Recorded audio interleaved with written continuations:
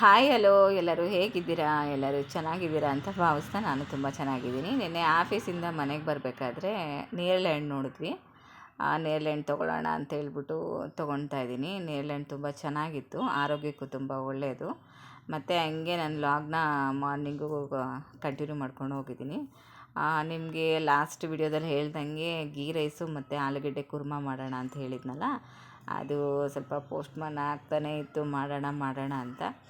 ಸರಿ, ಇವತ್ತು ಫೈನಲಿ ಮಾಡೋಣ ಅಂತ ಹೇಳ್ಬಿಟ್ಟು ಮಾಡ್ತಿದ್ದೀನಿ. ಒಂದು ಕುಕ್ಕರ್ ಪಾನ್ ತೊಗೊಂಡು ಅದಕ್ಕೆ ಎಣ್ಣೆ ಹಾಕ್ಕೊಂಡು ಅದಕ್ಕೆ ಇದು ಪಲಾವ್ ಎಲೆ, ಚಕ್ಕೆ ಮತ್ತು ಪಲಾವ್ ಮೊಗ್ಗು, ಲವಂಗ, ಒಂದು ಏಲಕ್ಕಿ, ಒಂದು ಸ್ಟಾರು ಹಾಕ್ಕೊಬೇಕು. ಸ್ಟಾರ್ ಮೊಗ್ಗು, ಅದನ್ನು ಸ್ಟಾರ್ ಮೊಗ್ಗು ಅಂತ ಹೇಳ್ತಾರೆ. ಆಮೇಲೆ ಅದಕ್ಕೂ ಏನಾದರೂ ಹೇಳ್ಕೊಂಡಿರ. ಆಮೇಲೆ ಇದು ಪಲಾವ್ದು ಅದು ಮಸಾಲ ಹಾಕಬೇಕು. ಸ್ವಲ್ಪ ಹಾಕ್ಕೊಂಡು ಅದನ್ನು ಎಣ್ಣೆಲಿ ಸ್ವಲ್ಪ ಫ್ರೈ ಆಗಲಿ. ಆಮೇಲೆ ಮೆಣಸಿನ್ಕಾಯಿ ಹಾಕ್ಕೊಳ್ಳಿ, ಹಸಿ ಮೆಣಸಿನ್ಕಾಯಿ ಸ್ವಲ್ಪ.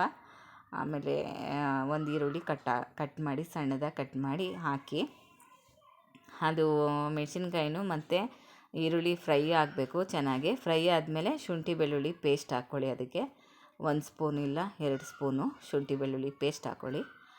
ನೋಡಿ, ಆಮೇಲೆ ಈರುಳ್ಳಿನ ಹಾಕ್ಕೊಂಡು ಚೆನ್ನಾಗಿ ಫ್ರೈ ಮಾಡ್ಕೋಬೇಕು. ಅದು ಸ್ವಲ್ಪ ನೀಟಾಗೆಲ್ಲ ಫ್ರೈ ಆಗಲಿ. ಫ್ರೈ ಆದಮೇಲೆ ನೀಟಾಗೆಲ್ಲ ಫ್ರೈ ಆದಮೇಲೆ 1 ಸ್ಪೂನು ಇಲ್ಲಾಂದರೆ 2 ಸ್ಪೂನು ಇದನ್ನು ಶುಂಠಿ ಬೆಳ್ಳುಳ್ಳಿ ಪೇಸ್ಟ್ ಹಾಕ್ಕೊಳ್ಳಿ. ನಾನು ಆಲ್ರೆಡಿ ಶುಂಠಿ ಬೆಳ್ಳುಳ್ಳಿ ಪೇಸ್ಟನ್ನ ಮನೆಯಲ್ಲೇ ರೆಡಿ ಮಾಡ್ಕೊಂಡಿದ್ದೆ. ಅಂಗಡಿಯಿಂದ ತರೋದು ಏನಾಗಿರುತ್ತೆ ಅಂದರೆ ತುಂಬ ದಿನ ಆಗಿರುತ್ತೆ, ಕೆಳಗಡೆ ಎಲ್ಲ ಮೇಲ್ಗಡೆ ಎಲ್ಲ ನೀರು ಥರ ಆಗಿಬಿಟ್ಟಿರುತ್ತೆ, ಅದು ಚೆನ್ನಾಗಿರಲ್ಲ. ಹಾಗಾಗಿ ನಾನು ಯಾವಾಗ್ಲೂ ಶುಂಠಿ ಬೆಳ್ಳುಳ್ಳಿ ಪೇಸ್ಟನ್ನ ಮನೆಯಲ್ಲೇ ರೆಡಿ ಮಾಡ್ಕೊತೀನಿ. ನೋಡಿ, ಅದು ಮಿಕ್ಕಿದ್ರೆ ಒಂದು ಗ್ಲಾಸ್ಗೆ ಹಾಕ್ಕೊಂಡು ಎತ್ತಿಡಿ ಫ್ರಿಜ್ಜಲ್ಲಿ. ನೆಕ್ಸ್ಟ್ ಏನಾದರೂ ನೀವು ಫ್ರೈಡ್ ರೈಸೋ ಏನಾದರೂ ಮಾಡಿದಾಗ ಅದು ಯೂಸ್ ಆಗುತ್ತೆ. ಅದಕ್ಕೆ ಏನು ಮಾಡಿದೆ, ಸ್ವಲ್ಪ ಹಂಗೆ ಎತ್ತಿಟ್ಟೆ, ಸಾಕು ಇಷ್ಟಕ್ಕೆ. ಅದು ಜಾಸ್ತಿ ಹಾಕಿದ್ರೂ ಚೆನ್ನಾಗಿರಲ್ಲ. ಮತ್ತು ಇದಕ್ಕೆ ಬಟಾಣಿ ಕಾಳು ಬೇಕಂದರೆ ಆ್ಯಡ್ ಮಾಡ್ಕೊಳ್ಳಿ. ನಾನು ಆಲೂಗಡ್ಡೆ ಕುರ್ಮಾಗೆ ಬಟಾಣಿ ಕಾಳು ಯೂಸ್ ಮಾಡಿದ್ದೀನಿ. ಮತ್ತು ಎರಡಕ್ಕೂ ಹಾಕಿದ್ರೆ ಚೆನ್ನಾಗಿರಲ್ಲ ಅಂತ ಹೇಳ್ಬಿಟ್ಟು ನಾನೇನು ಮಾಡಿದೆ, ಇದಕ್ಕೆ ಸ್ಕಿಪ್ ಮಾಡಿದ್ದೀನಿ. ಆಲೂಗಡ್ಡೆ ಕುರ್ಮಾಗೆ ಬಟಾಣಿ ಕಾಳನ್ನ ಹಾಕಿದ್ದೀನಿ.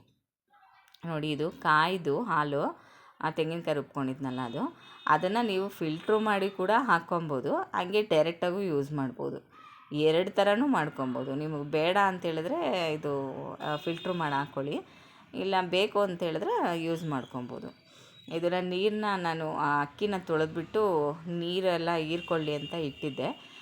ನೀವು ಗೀ ರೈಸ್ ಮಾಡೋದು ಒಂದು 10-15 ನಿಮಿಷ ಮುಂಚೆ ಅಕ್ಕಿನ ನೀಟಾಗಿ ತೊಳೆದ್ಬಿಟ್ಟು ಅದನ್ನು ನೀವು ಒಂದು 10-15 ನಿಮಿಷ ಎತ್ತಿಟ್ಬಿಡಿ. ಆ ನೀರೆಲ್ಲ ಒಂದು ಸ್ವಲ್ಪ ನೆನೆಯಲಿ. ಯಾವುದೇ ತಿಂಡಿ ಮಾಡಬೇಕಾದ್ರೂ ಒಂದು 10-15 ನಿಮಿಷ ನೀರಲ್ಲಿ ನೆನೆಸಿಡಿ ಅಕ್ಕಿನ. ತುಂಬ ಚೆನ್ನಾಗಿ ಉದುರಾಗಿ ಬರುತ್ತೆ ಅನ್ನ.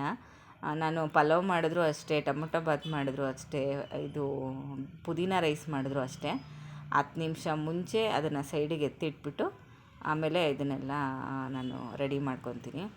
ಹಾಲು 1 ಲೋಟ ಹಾಕಿದ್ರೆ ಸಾಕು. ಒಬ್ಬೊಬ್ಬರು ಮೊಸರು ಕೂಡ ಆ್ಯಡ್ ಮಾಡ್ತಾರೆ, ಮೊಸರೇನು ಬೇಕಾಗಿಲ್ಲ. ಹಾಲು ಒಂದು ಹಾಕಿ, ನೋಡಿ, ಅದು ಕುಕ್ಕರ್ ಮುಚ್ಚಳ ಹಾಕಿಬಿಟ್ಟು ಪಕ್ಕದ ಸ್ಟೌವಲ್ಲಿ ಇಟ್ಟಿದ್ದೀನಿ. ಇದು ಆಲೂಗಡ್ಡೆ ಕುರ್ಮಾ ಮಾಡ್ಕೊಳ್ಳೋಣ ಅಂತ ಹೇಳ್ಬಿಟ್ಟು ರೆಡಿ ಮಾಡ್ತಾಯಿದ್ದೀನಿ. ಬಟಾಣಿ ಕಾಳನ್ನ ಸ್ವಲ್ಪ ಲೈಟಾಗಿ ಬೇಯಿಸ್ಕೊಂಡಿದ್ದೆ. ಆಲೂಗಡ್ಡೆನ ಬೇಯಿಸ್ಬಿಟ್ಟು ಸಿಪ್ಪೆ ಎಲ್ಲ ತೆಗ್ದಿದ್ದೀನಿ.